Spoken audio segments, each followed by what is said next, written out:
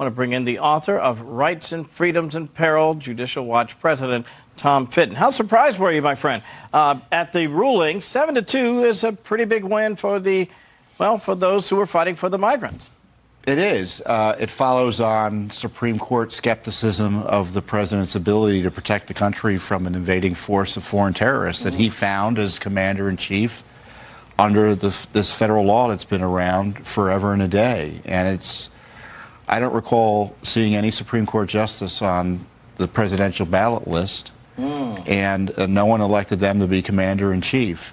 And under this new ruling, who knows how much so-called due process these illegal alien terrorists are going to get in a way that makes it nearly impossible to reverse the Biden invasion. And at least with this particular group, these Venezuelans, with this nasty gang that's an arm of the Venezuelan government. And it's interesting because, as I'm sure you may have read, Stephen Miller said something similar when he pointed out the fact that what does that mean now if we're talking about millions, literally perhaps even tens of millions of people who have come here if there is no process for those, not everybody, but for those who have been accused of violent crimes?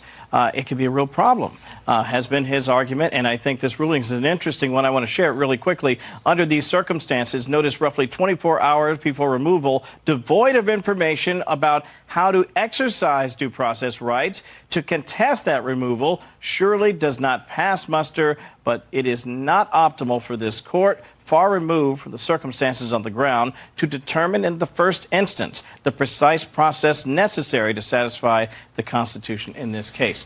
About 15 seconds left. I did want to get you to weigh in on the her tapes that we're hearing now. What do you think?